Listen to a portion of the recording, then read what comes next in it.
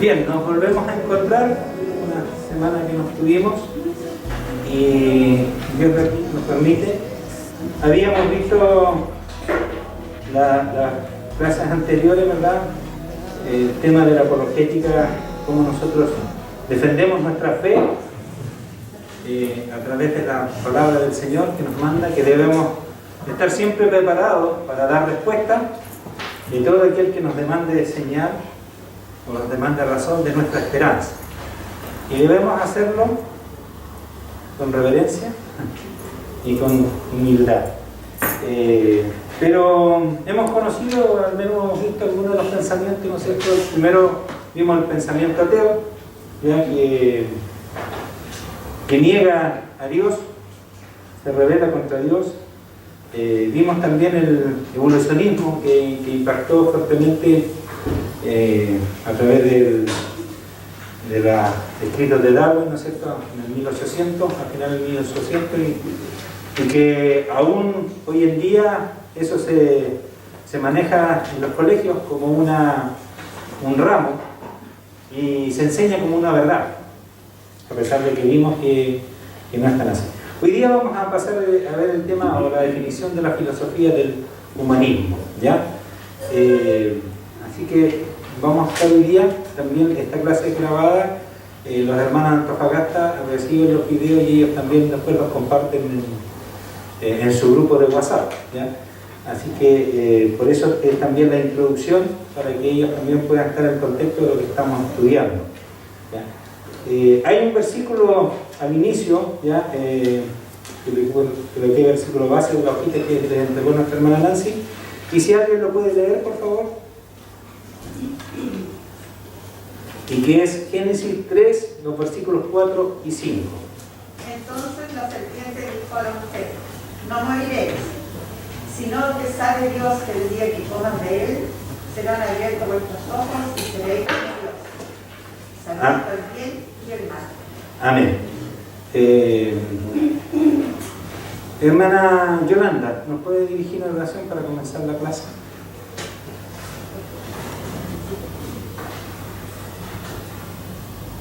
Padre eterno, le agradecemos, Señor, el poder estar acá, Padre, porque está cuidado de nosotros durante la semana, Padre. Prepara nuestros corazones para recibir su palabra, Señor, también para que en nuestra vida, Señor, también la practiquemos. Te ruego, Padre, que abra nuestro entendimiento, Señor, para recibir esta palabra. En el nombre de su amado, amén. Amén. Hay una definición de lo que es humanismo, en realidad, porque dos definiciones. Dice que es una filosofía, ¿ya? Es un pensamiento que concibe al hombre como el centro de todas las cosas, ¿ya? Como decían los antiguos, el hoyo y el queque es el hombre, para esta filosofía, en términos prácticos, ¿ya? Pero hay otra definición que dice que es la tendencia a acentuar al hombre y su condición, importancia, potencialidades, logros, intereses o autoridad, ¿ya? Es todo lo que tiene que ver es acentuar en el hombre, ¿ya? Estas capacidades y este punto en el cual el pensamiento y la filosofía es que el hombre es el centro de todo, ¿ya? ¿Qué les parece esta definición? ¿Ya? Si alguien me puede comentar, ¿qué les parece esta definición?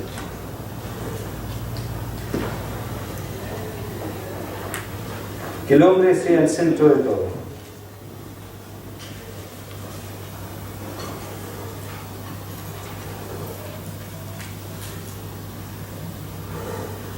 Desde que el hombre fue engañado por Satanás, ¿ya? El desarrollo a través de la historia nos muestra que el humanismo en sí comienza en el huerto del Edén. Aunque los antiguos no lo consideraban así, pero el principal pensamiento y lo que vieron, ¿ya? Lo que les dijo Satanás, dijo: vosotros seréis como dioses. ¿Y qué implicaba ser como Dios? Que ya no iban a depender del Dios creador al cual conocían. Iban a ser independientes y que ellos podrían forjar su propio futuro. Porque iban a tener este conocimiento especial que era el bien y el mal, ¿ya? Entonces, desde ese punto de vista, hermana Nancy, ¿llegó nuestra hermana Nancy? Ya. Desde ese punto de vista, podemos decir que el humanismo, como todas las otras cosas que ya hemos visto, comienzan en el huerto del Edén a rebelarse el hombre contra Dios, ¿ya? Durante toda la historia siempre se va viendo que el hombre trata de alejarse de Dios, busca su propio camino, ¿ya? Pero hay hechos a lo que vamos a ver hoy día como humanismo, lo que está en boga, que comienza a desarrollarse. En la Edad Media ocurre algo especial, ¿ya? ¿No es cierto? De antes, si bien los antiguos eran politeístas, eran idólatras, tenían muchos dioses, ¿ya? Se concibió eso en cierta manera hasta la Edad Media, ¿ya? Que se consideraba a Dios. De buena o mala manera consideraban que había un Dios. Sin embargo, en la Edad Media comienza a surgir el Renacimiento, comienza a surgir el conocimiento que el hombre obtiene, y comienza a desarrollarse el humanismo como lo vamos a conocer ahora. Lo que sí, al principio del Renacimiento de la Edad Media, los hombres seguían considerando a Dios. Y es un tema que nos lleva. ¿Por qué? Porque consideraban a Dios, la ley moral, ¿ya? Como algo solamente, ley moral. Que las cosas que produce el cristianismo son buenas para el ser humano. Y haciendo memoria en todas las cosas, yo creo, al principio también, cuando yo ingresé a la iglesia, comencé a leer la Biblia, siempre vi, y sigo creyendo que es así, ¿ya? Pero mal enfocado, que Dios tiene cuidado de nosotros, de sus hijos, que Dios nos ama de tal manera, ¿ya? Pero eso no quiere decir que nosotros no debamos darle la gloria y la honra que Él se merece. Ese es el problema. ¿Por qué? Porque ellos vieron de que estas leyes morales sirven a la humanidad. Y si nosotros cumplimos las leyes de Dios, las leyes morales, obviamente va a servir. De hecho, un comentarista decía que se cita Primera de Juan, capítulo 4, que dice: amaos los unos a los otros, porque Dios es amor, ¿ya? Entonces, en base a eso, ellos comenzaron a ver de que debía enfocarse el amor en cuanto a las personas, a los seres humanos, ¿ya? Fueron evolucionando, y luego, cuando comenzaron a producirse los descubrimientos, temas como se comienzan a encontrar vacunas para enfermedades que producían gran devastación, ¿ya? Y eso que va de la mano con otro punto de vista, que es el cientificismo, comienza a crear en el hombre el pensamiento de que la ley de Dios, ¿ya? Que el pecado, que la muerte que produce el pecado, se podía, según ellos, poder reemplazar por estos métodos científicos, y que el hombre podía ser el centro, el cual podía llegar a tener vida eterna a través de los desarrollos tecnológicos y de las cosas que iban a hacer. Comenzaron a ver que podían dominar la naturaleza para obtener mayores producciones, ¿ya? Donde ya el hambre iba a poder ser erradicado. Entonces todo eso lleva a este pensamiento humanista, ¿ya? Junto con las otras teorías, a independizarse de Dios, ¿ya? Y a fines del Renacimiento y en la era moderna, ya necesariamente el hombre desecha a Dios, ¿ya? Y comienza a buscar su pensamiento para satisfacer las necesidades del hombre, ¿ya? Eso se ve. Hay pasajes de la Escritura que a veces también se usan, ¿ya? Y hoy en día también los vemos. Hay un canal en el cable que tengo ahora que es Enlace, donde muchas de las predicaciones descontextualizan los textos para hablar de la prosperidad. Tú debes sembrar, tú debes cosechar. ¿Por qué? Porque mal utilizan cuando en Tercera de Juan el apóstol dice: amado, yo quiero que seas bendecido en todo, que prosperes en todo, como prospera tu alma. Entonces lo toman, no, tú tienes que preocuparte porque Dios te dice que quiere tu bienestar, todo lo que tú quieres. El problema es que el prosperar de nuestra alma va asociado a cuando nosotros reconocemos que somos pecadores. Nuestra alma no puede tener descanso si nosotros no reconocemos que somos que necesitamos de Cristo como nuestro Redentor, como aquel que pagó por nosotros nuestra culpa. Y no solamente pagó por nuestra culpa, sino que su justicia, su vida, sin pecado y sin mancha, es por la cual nosotros somos justificados. Y no existe nada bueno en nosotros para ser justificados, solamente la fe en Cristo, en el sacrificio que Él hizo. Pero la palabra se pervierte para poner el énfasis en los seres humanos, ¿ya? No como la salvación, sino solamente como un punto moral el cual tú puedes seguir, puedes alcanzar tu propia gloria y puedes alcanzar tu desarrollo. No sé si hay un comentario hasta aquí. ¿Sí? Esto no considera para nada la fragilidad de los frágiles somos. Un día estamos, al otro minuto no estamos. En ese mismo minuto puede estar muriendo mucha gente, ya sea accidentes automovilísticos, gente que incluso se cae del caballo y queda postrada el resto de su vida. A eso, que es tan frágil el hombre, que una piedra grande que le golpea la cabeza puede morir. Ellos no consideran esa fragilidad que tenemos.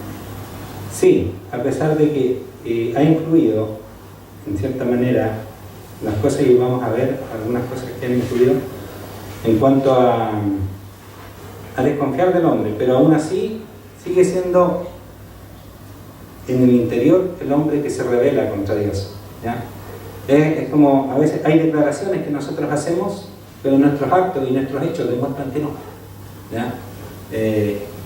Las personas dicen, no, si el hombre, si vemos las noticias, lo que está mal, pero aún así el convencimiento y la fe están en que el hombre es bueno, ¿ya?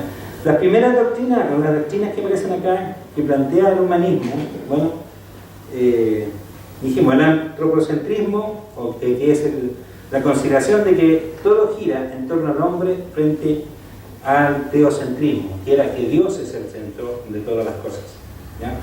Eso es lo primero. Se cambia el punto de referencia. Ya no es Dios, sino el hombre, ¿ya? Y aquí, bueno, yo igual cito Génesis, el capítulo 3, los versículos que tomamos como base, porque es Satanás el que engaña al hombre y dice, mire, no confíen en la palabra de Dios, se las dijo más o menos, ya no es tan cierto lo que está escrito, sino que ustedes van a hacer esta otra cosa. Se cambia el foco a lo que Dios dijo, a una mentira, y el hombre cree que va a poder ser como Dios.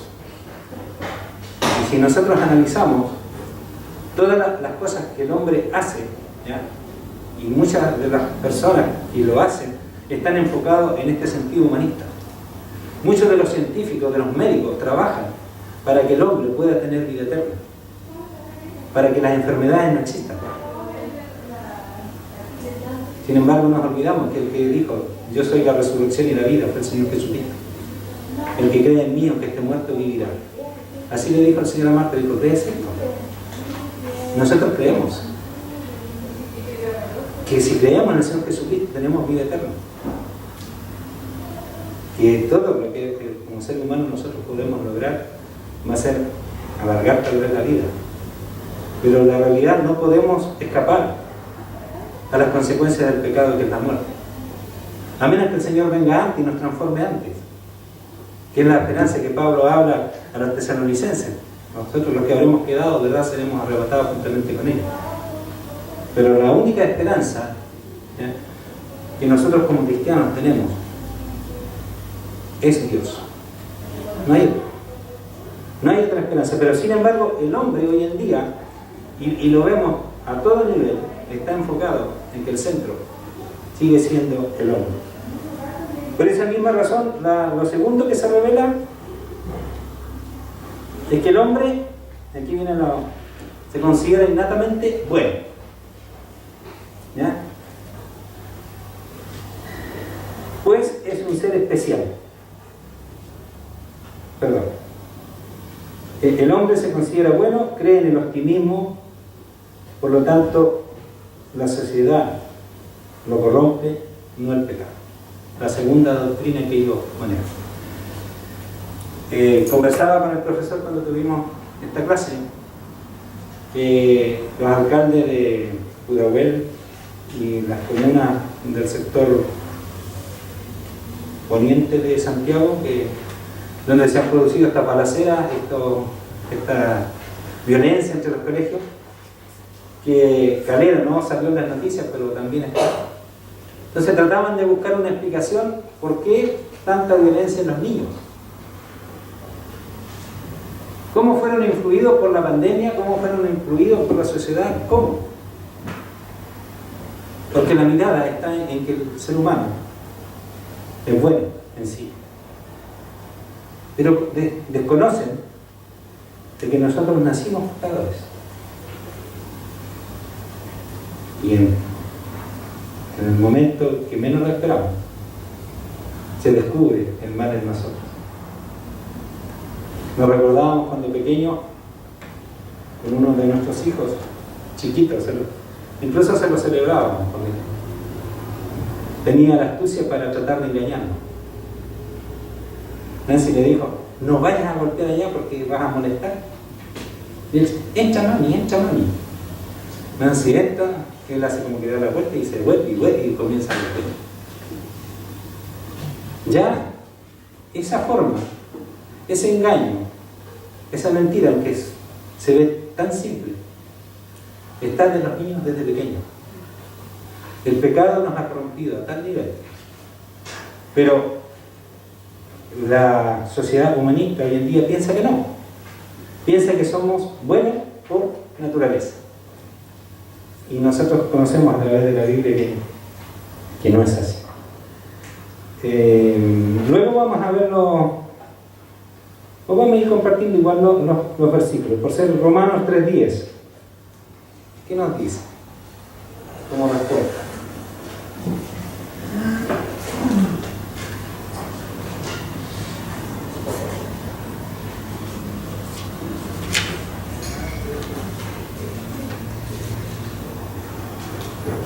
Si alguien puede leer Romanos 3:10, ¿qué nos dice? Como está escrito, no hay culto ni aún uno. ¿Ya? Ese es el resumen de todo un pasaje, el cual el apóstol Pablo ha tomado versículos, ¿no es cierto? Cuando vimos el ateísmo, que decía el Salmo 14:1, dice el necio en su corazón, no hay Dios. Todos se han corrompido, a una se han hecho necio, no hay quien busque a Dios, no hay quien haga lo bueno. Y todos esos versículos, o esos conceptos los toma Pablo y hace este resumen en Romanos 3:10. ¿Pueden los niños o puede alguien nacer siendo bueno? No. Y si no tenemos esa visión, estamos equivocados en cuanto a las soluciones que buscamos. Porque no se ataca en la verdadera razón por la cual la humanidad está como está, que es por el pecado. Es porque hemos rechazado a Dios y hemos desobedecido sus mandamientos. ¿Ya? Y debe partir desde ese punto de vista, desde ese piso, que nosotros debemos reconocer nuestro pecado, esforzarnos, ya como dice el salmista en el Salmo 19, Señor, líbrame de los pecados que me son ocultos, que a través de tus testimonios yo pueda entenderlo, ¿ya? Pero no es así. Marcos 7, 21, 23. Porque de dentro del corazón de los hombres salen los malos pensamientos, los adulterios, las fornicaciones, los homicidios, los hurtos, las avaricias, las maldades, el engaño, la lascivia, la envidia, la maledicencia, la soberbia, la insensatez. Todas estas maldades de dentro salen y contaminan al hombre. Amén. Entonces, ¿es la sociedad la que contamina al hombre? Es cierto que a veces hay contextos en que la maldad se presenta más. Eso es verdad. ¿Ya? Si alguien nace en un pueblo o en un lugar donde hay delincuencia y viendo delincuencia, su naturaleza pecaminosa, va a desarrollar la delincuencia y se va a lo mejor a presentar más. Pero no quiere decir que por haber nacido ahí ya no es parte de su pecado y de su naturaleza. Nosotros hemos heredado la naturaleza pecaminosa de Adán. Por lo tanto, la naturaleza que tenemos heredada de Adán, es pecadora y va a generar pecado. Los psicólogos y todas estas personas que tratan con la salud mental se enfocan en este punto también, ¿ya? De que el contexto es el que hace que las personas sean como son. Sin embargo, como dije, puede verse acrecentada por algunos contextos, eliminada, porque nuestra naturaleza es pecaminosa y de donde nacen todas las cosas, el Señor Jesucristo lo declara claramente en estos pasajes, de nuestro corazón, ¿ya? Muchas veces tratamos de justificarlo. Es que se me dio la oportunidad, estaba ahí y robé, o estaba ahí y adulteré, y tantas cosas para justificarnos de nuestros actos que son pecaminosos. Pero la palabra del Señor, y ese es el problema que tiene el Evangelio, que nos confronta con nuestra realidad pecaminosa, que somos débiles, que necesitamos de un Salvador, que no somos buenos, sino que el mal está en nosotros. De hecho, el apóstol Pablo, ahí en Romanos, el capítulo 7, él hace una declaración que a veces muchos lo toman como que en cambio, pero él es una declaración sincera. Dice: el bien que quiero hacer no lo hago, y hago el mal que no quiero hacer. Con mi mente quiero servir a Dios, es un mandamiento, pero hallo que mi cuerpo me lleva cautivo al pecado. Por lo tanto, es nuestra naturaleza la que es pecadora, aunque los humanistas y la sociedad hoy en día no están. Y es por eso que las leyes y muchas otras cosas van enfocadas en esa línea. Por eso que la educación que dice que a los niños usted no les puede decir nada, no les puede decir que no, porque ellos son buenos. Y la Biblia nos dice que nosotros debemos corregir al niño desde pequeño. Entonces, es una influencia que afecta a nuestra sociedad. Al niño hay que corregirlo, ¿ya? ¿Por qué? Porque igual, a pesar de que es tierno, es hermoso, es cariñoso, nosotros lo queremos mucho. Y Hebreos capítulo 12 nos dice que el padre que ama a sus hijos lo corrige. Si no, dice, es bastardo, no es hijo. Entonces el amor también se ve revelado en la corrección de los padres a sus hijos desde pequeños. Y a veces nosotros caemos también en este tipo de humanismo que nos llevamos a dejar por los sentimientos y no corregimos de buena manera. Pero eso es lo que la palabra del Señor nos dice, ¿ya? Que nuestro sentir debe ser en ese amor, considerando y sabiendo que la maldad está en nosotros, ¿ya? Y que la única forma de que eso sea solucionado es a través del Evangelio de nuestro Señor Jesucristo. Bien, lo otro, doctrina, no sé si hay algún comentario. Creo que vamos. Ya. Dice, se revalora la fe en el hombre, pues es un ser especial. La fe se desplaza de Dios al hombre. Ya lo hemos comentado, pero quiero que veamos Jeremías, capítulo 17, los versículos 5 al 8. Así ha dicho Jehová: maldito el varón que confía en el hombre y pone carne por su brazo, y su corazón se aparta de Jehová. Será como la retama en el desierto, y no verá cuando viene el bien, sino que morará en los sequedales, en el desierto, en tierra despoblada y deshabitada. Bendito el varón que confía en Jehová, cuya confianza es Jehová. Amén. Aquí vemos el contraste que hace el profeta Jeremías, ¿verdad? en un periodo muy especial, en que Él está advirtiendo al pueblo que no deben buscar apoyo en Egipto ni en lo otro para ser liberados, sino que deben aceptar el castigo de Dios para ir. Faltó leer el 8. ¿Ya qué dice el 8? Porque será como el árbol plantado junto a las aguas, que junto a la corriente echará sus raíces, y no verá cuando viene el calor, sino que su hoja estará verde, y en el año de sequía no se fatigará ni dejará de dar fruto. Ese es el versículo 8, que está muy relacionado con el Salmo 1, ¿verdad? Bienaventurado el varón que no anduvo en consejo de malos, no estuvo en camino de pecadores, ni sigue escarnecedores se ha sentado, sino, ¿dónde está su delicia? En la ley de Jehová. O sea, su confianza está en Jehová. Pero Jeremías nos dice, maldito el varón que confía en el hombre. O sea, estamos en una sociedad que está maldecida por no reconocer a Dios. Si alguien puede leer el versículo 1 del Salmo 115, pues si quieren lo anoten, no lo anoté acá en el resumen.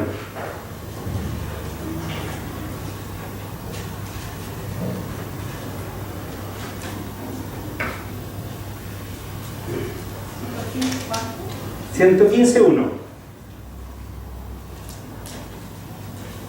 No a nosotros, oh Jehová, no a nosotros, sino a tu nombre, la gloria, por tu misericordia, por tu verdad. Amén. Incluso el salmista, como pueblo de Dios, reconoce que es posible que aún nosotros, como pueblo de Dios, nos envanezcamos y queramos tomar la gloria que le corresponde a Dios. Entonces dice, no a nosotros, sino a Jehová sea la gloria. Pero estamos en esta sociedad que no está mirando desde ese punto de vista, sino está mirando la gloria del hombre. Y ojalá están tratando de eliminar a Dios de sus vidas, ¿ya? Porque, bueno, vamos a ver ahora dos cosas que van ahí.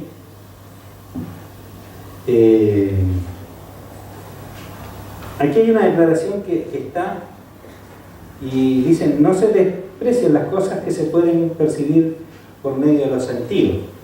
Está un poco relacionado con el cientificismo, porque cuando se desarrolló el cientificismo, que es otra de las formas, la confianza estaba en el método científico, ¿ya? Entonces todo lo que no fuera comprobable por el método científico es rechazado, ¿ya? Y eso llevó a que las filosofías y las religiones fueran rechazadas porque no podían ser comprobadas, según ellos, mediante este método científico que es la repetición de eventos, ¿ya? Cómo se desarrolla. Un comentarista escribió, dijo que los científicos se niegan a aceptar a Dios porque no lo pueden ver en sus laboratorios o en sus telescopios o en sus microscopios, porque no lo ven, y es porque no lo quieren ver, ¿ya? Entonces quieren ver a Dios como una entidad. Sin embargo, Romanos capítulo 1, versículo 20 dice que no hay excusa para no conocer a Dios.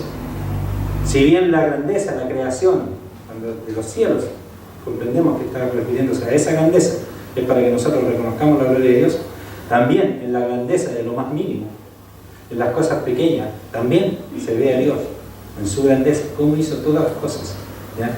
Cómo ha sido la forma en que ha puesto. Hay un comentarista que dijo que la secuencia del ADN tiene más de, no sé, algo de 6.000 millones, algo así, de millones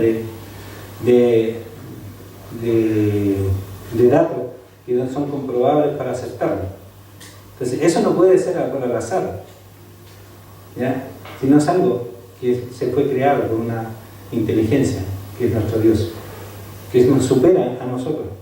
Pero aún así, se rechaza, ¿ya? Pero el humanista sí puede ser sensible a las cosas que sean, pero más allá de ser sensible, se vuelve más bien hedonista, buscando placeres y buscando otras cosas que le agraden más que a él, porque el propósito es que el ser humano sea el beneficiado. Y también se promueve el pacifismo. Aquí es una de las grandes cosas que ha afectado y y contribuyó para que el siglo XX nos llevara también a una desolación que tenemos hoy en día. ¿Por qué? Porque el humanismo consideraba al hombre bueno en forma innata, que iba a poder realizar cosas en su beneficio. La ciencia iba a aumentar también en su beneficio, como dije y mencioné, las vacunas, la medicina, ¿ya? Los adelantos tecnológicos para ayudar. Sin embargo, en el siglo XX se encuentra con las guerras mundiales, donde la maldad del hombre se muestra tal cual es. El hombre sin Dios es capaz de exterminar a grandes masas, y lo seguimos viendo hoy en día con la guerra en Ucrania. Sigue siendo hombres sin Dios que no dudan en matar a su prójimo para conseguir cosas para sí. Eso llevó a que el humanismo sufriera, entre comillas, un traspié en cuanto a poder ver, porque también vieron que la ciencia y la medicina, que era para bien, también se usa para destruir. Las bombas nucleares causaron gran impacto, ¿ya? ¿Por qué? Porque la destrucción es grande, y aún se ven las consecuencias en los lugares que estas fueron lanzadas. Entonces, eso llevó un poco... Pero usted va a encontrar que los humanistas van a promover este pacifismo, ¿ya? Como también un bien superior. Y ahí entran en conflicto con el cristianismo, porque lo llevan al extremo. Ahí nos dicen que nosotros somos intolerantes. ¿Por qué? Porque hablamos de pecado. Pero ellos promueven un pacifismo en que todo está permitido. Tú tienes que respetar al otro, no puedes. ¿Ya? Y ese es el punto al cual lleva. O sea, no es un pacifismo de ya, vamos a tener la paz, sino un pacifismo que va a que tú puedes hacer cualquier cosa y nadie te puede alterar, y se sienten ofendidos si alguien les habla de pecado, si alguien les dice que deben cambiar la actitud, que deben buscar a Dios primero y volverse a Él, ¿ya? Lo otro que promueven, y aquí viene toda clase también de idolatría y cosas extrañas que la Biblia nos habla, ¿ya? Dice que buscan la espiritualidad humana y más profunda, ¿ya? Y esta se logra solamente a través de la realización propia. Y aquí podemos vernos también nosotros afectados. ¿Por qué razón? Porque nosotros cambiamos a veces la prioridad. Le decimos a nuestros hijos que se realicen profesionalmente.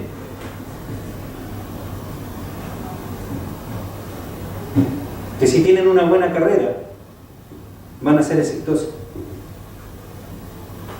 Que si tienen un buen trabajo, van a ser exitosos. ¿Va a contribuir? Sí, pero no es la prioridad.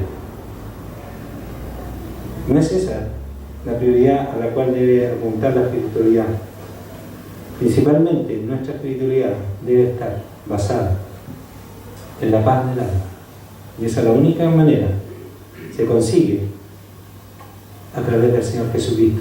Leamos, por favor, Mateo 11, 28, del 28 al 30. Venid a mí, todos los que están trabajados y cargados, y yo os haré descansar. Llevad mi yugo sobre nosotros, y aprended de mí, que soy manso y humilde de corazón, y hallaréis descanso para vuestras almas, porque mi yugo es fácil y ligera mi carga. Amén. Podemos meditar en estas palabras, en estos versículos en la casa, ¿verdad? ¿Cómo encontramos descanso para nuestras almas? Llevando el yugo del Señor. ¿Están cargados y trabajados? El Señor nos dice, tomen esta carga, esta otra. Es clara, que es fácil y ligera. Pero en ninguna parte nos dice que vamos a encontrar paz y descanso por nuestro trabajo, porque nos revisamos, porque vemos algunas cosas. Me recuerdo que tenía un compañero que me había ingresado a la Armada y iba a comenzar a estudiar. Entonces siempre sus metas fueron terminar las del estudio. Terminó la enseñanza media, ingresó a la Armada, en la Armada terminó el curso, cumplió una meta y venía otra meta más que cumplir.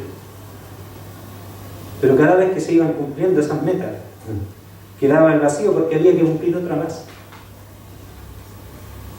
Y a veces nos pasa así. Se tiene un cierto nivel, un cierto trabajo, tengo una cosa, pero eso no es suficiente, quiero más. Esto no quiere decir que no vayamos a tener necesidad y que no vayamos a forzarnos y que no haya que trabajar como el Señor ha mandado. El problema es dónde está nuestra confianza. ¿En lo que yo obtengo o en mi relación con Dios? ¿Ya? El humanismo enfoca las cosas para llevarnos a confiar de que nosotros debemos autorrealizarnos, que nosotros debemos tener las cosas y a desconfiar de Dios. ¿Ya? No sé si hay comentarios. Tocaron la primera campana. Sí, hermano, la consulta dice, ¿qué da de la espiritualidad más humana y profunda? Que también es el tema de buscar la paz interior, ¿cómo se llama? De todo esto que busca reconciliarse con su yo interior, ¿es parte de eso? Sí, toda esa parte, sí, creo que la clase, me pasé muy rápido, hay muchas otras cosas, ¿verdad? Tiene que ver con lo que hablan los psicólogos, los coaches, los asistentes motivacionales, ¿ya? Va todo relacionado. ¿Por qué? Porque como son humanistas y ellos piensan que la forma en que uno se realice son las búsquedas que se han encontrado y son las alternativas. ¿Por qué rechazan el pecado? Rechazan la paz que puede dar Dios. Me imagino, hermano, que es también la necesidad del hombre de buscar una deidad. Ese es el punto. Nosotros fuimos creados en forma religiosa, ¿ya? Porque Dios existe, Dios nos dio el sistema que nosotros debemos adorarle, tener comunión con Él. Y esa es nuestra vida. De una u otra manera tratamos de satisfacer un vacío. Y los humanistas, cuando cambian a Dios, ¿ya? Buscan alternativas que suplan el vacío de Dios y no se encuentran, ¿ya? Yo creo que vamos a dejar la próxima clase para repasar un poco y tal vez puedan buscar consulta, pero lo último, dice, basan su moralidad en la ética situacional. ¿Qué significa esto? En pocas palabras, que lo que es moralmente aceptable, lo que es moralmente correcto, está dado por el contexto, ¿ya? Entonces, no existen valores morales permanentes, porque lo que existe es el deseo de buscar lo que es correcto para que el hombre tenga placer y sea suficiente. No se busca una ética moral como la que estableció Dios y se niega la Biblia como estándar moral para la vida, porque la vida hay que vivirla de acuerdo a los intereses del hombre. Por eso la moralidad cambia y es adaptada de acuerdo a la forma de ver. Yo le comentaba al profesor, es tan contradictorio que las mujeres que propiciaban el aborto, ¿ya? También propiciaron y apoyaron la ley contra la violencia obstetricia. Porque en la ley de aborto se dice a la mujer, mire, usted lo que tiene es una cosa que puede ser abortada, puede ser botada. Pero la ley de obstetricia dice no. Las mujeres que defendieron esa ley, que salió, dicen no, lo que eso es mi hijo. Desde el primer momento que sentí que estaba embarazada, la mujer dijo, es mi hijo.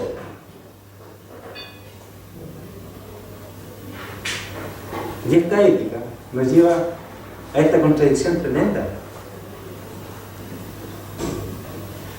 Que porque la situación va a favor de lo que tú quieres, somos capaces de matar al hijo.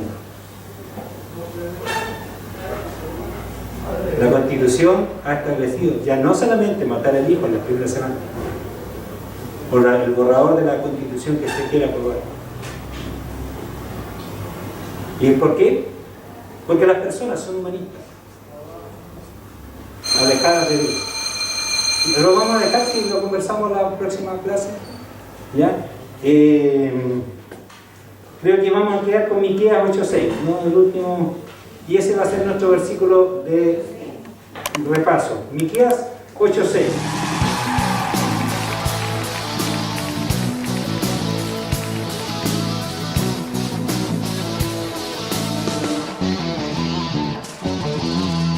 Somos el ejército de Dios, listos en una guerra espiritual, con armas poderosas de luz contra las fuerzas del mal. Tenemos puesta la armadura de Dios y espada de dos filos en las manos, con autoridad en el nombre de Jesús contra las fuerzas del mal. Somos el ejército de Dios, listos en una guerra espiritual, con armas poderosas de luz contra las fuerzas del mal. Tenemos puesta la armadura de Dios y espada de dos filos en las manos, con autoridad en el nombre de Jesús